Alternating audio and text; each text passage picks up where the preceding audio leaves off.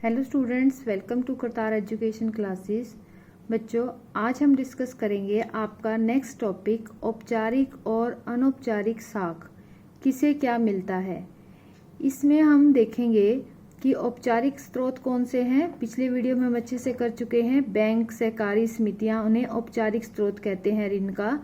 और अनौपचारिक स्रोत होते हैं जब कोई व्यक्ति ऋण लेता है, उधार लेता है किसी दोस्त, रिश्तेदार, साहूकार या किसी पड़ोसी से, तो उसको हम कहते हैं अनौपचारिक स्रोत।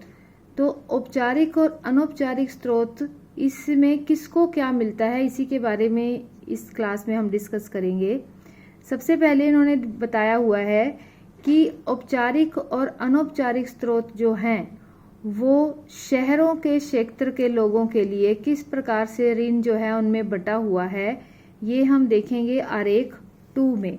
आरेख 2 क्या दिखाता है कि ये जो पार्ट है, लाइट जो जामुनी सा कलर है, ये इसमें आप देखोगे कि सबसे पहले दिखाया हुआ है गरीब परिवार जो होते हैं वो 85% अपना लोन जो है वो कहाँ से लेते हैं, अनौपचारिक स्रोत से, यानी कि रिश्तेदारों से, दोस्त से। और उनका 15% लोन जो होता है वही उन्हें बैंक से मिल पाता है। जिनके पास कम संपत्ति होती है, कम संपत्ति वाले परिवार जो हैं वो 53% जो उनका ब्याज है वो उनको मिलता है किससे, लोन वो मिलता है उनको दोस्तों से, रिश्तेदारों से। और 47% जो है वो मिलता है उनको बैंक से। नेक्स्ट है समृद्ध परिवार, यानी कि जो थोड़े से अच्छे हैं, अच्छा उनका रहन सहन है, तो उनको 72% लोन उनको मिलता है बैंकों से, जिसे हम बोलते हैं औपचारिक स्रोत। और 28% ही वो रिश्तेदारों से लेते हैं। लेकिन अमीर परिवार जो होते हैं उनका 90% जो लोन है, जितना भी वो लोन ले रहे हैं उसका 90% जो है वो लेते हैं बैंकों से। और सिर्फ 10% लोन ही है जो उनको रिश्तेदारों से या किसी दोस्त से लेना पड़ता है। तो इस तरह से हमें पता चल रहा है कि औपचारिक और अनौपचारिक स्रोत किस तरह से अमीर और गरीब को किस प्रकार से लोन प्रदान करते हैं, उसी के बारे में यहाँ डिटेल में लिखा हुआ है कि गरीब से अमीर लोगों को 4 भागों में बांटा गया है, जो अभी हमने देखा। निर्धन परिवार जो हैं उनको अगर कर्जा लेना है तो 85% उनकी जो कर्जे की जरूरतें हैं वो अनौपचारिक स्रोत से पूरी होती हैं। अनौपचारिक किसे कहते हैं, दोस्तों से, रिश्तेदारों से। इसके मुकाबले में शहरी इलाके जो हैं उसमें अगर हम अमीर परिवारों को देखें तो 10% जो कर्जा है वही वो सिर्फ दोस्तों, रिश्तेदारों से उठाते हैं। 90% उनका जो कर्जा है वो बैंकों से उनको मिल जाता है। तो अमीर परिवार जो होते हैं उनको बैंकों से सस्ता ऋण मिलता है क्योंकि वहां पर ब्याज कम होता है। जबकि गरीब परिवार जो हैं, जो दोस्तों से, साहूकार से लोन ले रहे हैं, उनको भारी कीमत चुकानी पड़ती है।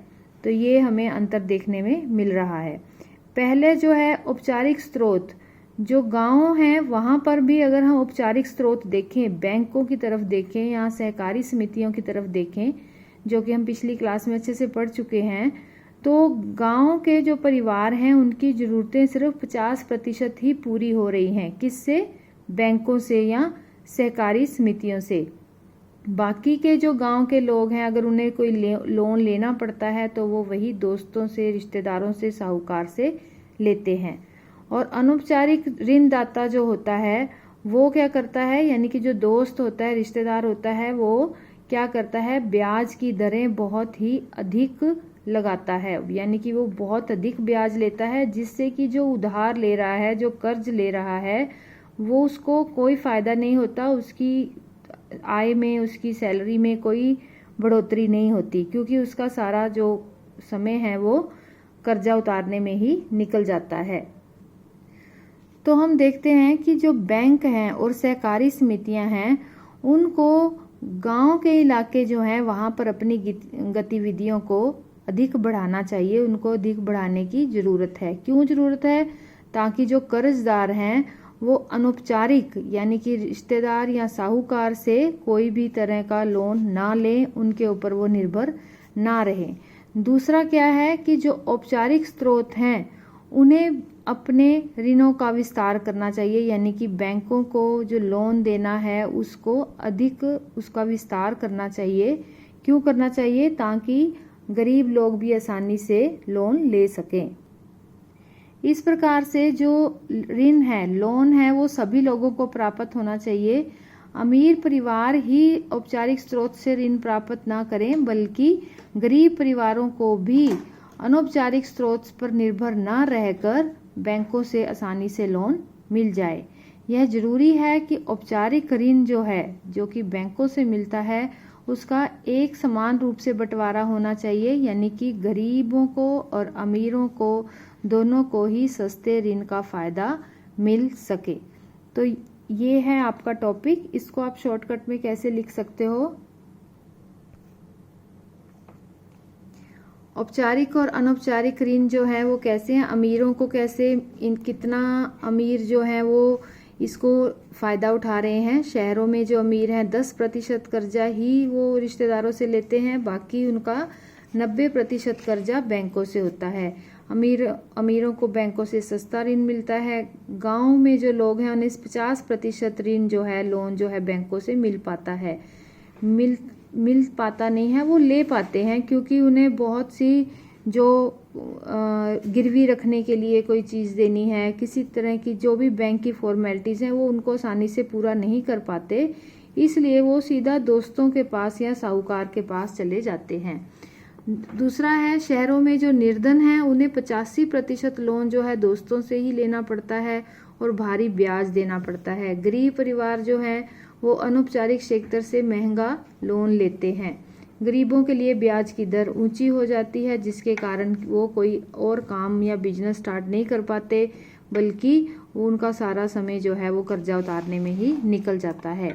निष्कर्ष क्या है? ग्रामीण क्षेत्र में बैंक सहकारी समितियों को बढ़ाने की आवश्यकता है। ऋण सभी लोगों को प्राप्त होना चाहिए। सब ऋण का वितरण जो है, जो कि बैंक के द्वारा दिया जा रहा है, वो सभी लोगों को समान रूप से मिलना चाहिए, यानी अमीरों को और गरीबों को दोनों को आसानी से मिल जाना चाहिए। मुझे उम्मीद है आपको ये अच्छे से टॉपिक समझ आ गया होगा। Thank you. God bless you. Have a nice day.